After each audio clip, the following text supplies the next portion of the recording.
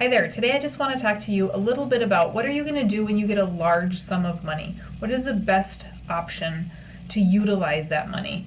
And obviously I'm looking at whole life insurance, but let's look at how we can actually use that.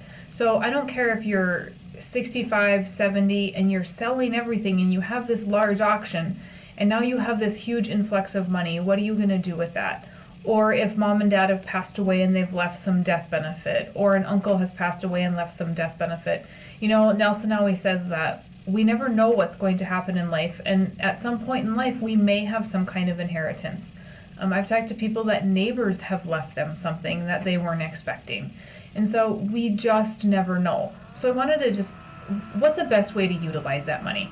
And let's just take a look at it. In this scenario that I have on the screen here, we have $500,000 that's been inherited. Okay, so if you want to use that $500 and you want to go buy a piece of land, or you want to go buy a property, or maybe you just don't want to do anything with it. Maybe you just want it to start working for you, but you don't want to give up the liquidity of that money. Well, let's look at putting it inside of a whole life insurance policy. And how does that work? Because what if you can't afford to keep paying premium? In this scenario, you don't have to afford to keep paying premium. So if we have $500,000, if we put 110 in, we put 110 in the first couple of years, then we drop down to 65 and then 20,000. Okay?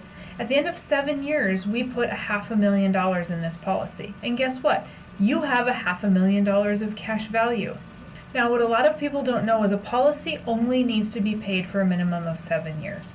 After 7 years, you would be a fool to stop paying it, but you can stop paying it because we just don't know what's going to happen in life, right? If you have the money, pay it. But if you don't, and now we're 56 when we inherit this, we're close to retirement, we probably aren't going to have the money to keep funding this thing. So let's stop and let's look at what happens. If we do that, this $500,000, look at this, it just continues to grow. We're not doing anything. We have stopped funding this policy.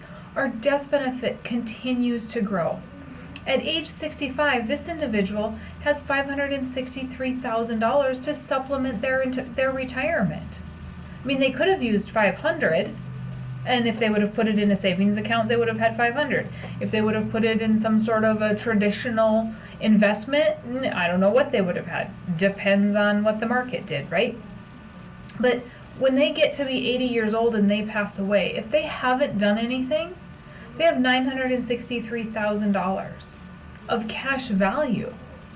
But they have $1.3 million of death benefit. We have paid 36 cents for every dollar of death benefit. This person inherited $500,000.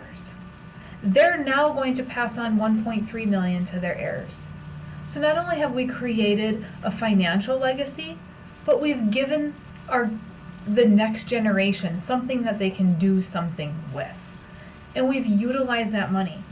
If this money comes to you from a life insurance policy, it came to you income tax free. We've put it into the policy and it grew income tax free because we didn't pay any income tax on it when we borrowed against it for retirement. We're passing it on to the next generation income tax free.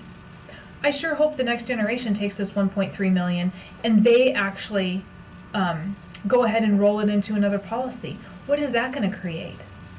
Double from what they had possibly, all allowing it to grow income tax free, use it income tax free.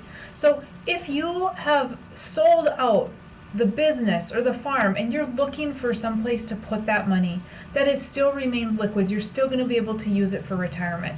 This might be an option. We just have to stretch it out over time. We just can't get everything in right away. Okay? So great option. Great things to think about. Doesn't matter if it's $500,000 or if it's $1 million. Okay? We just have to be able to use it over 7 years, and after that point, then we can kind of sit down and see what's going to happen. So again, if you have any questions, you know where I'm at, 701-751-3917, or Mary Jo at fiscalbridge.com.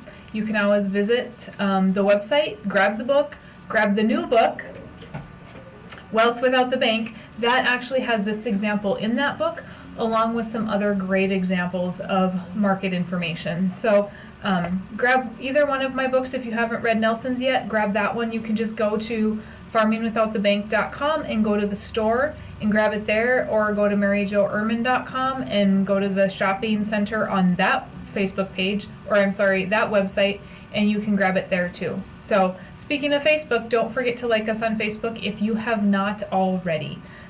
So thank you for your time, and we'll see you on another day.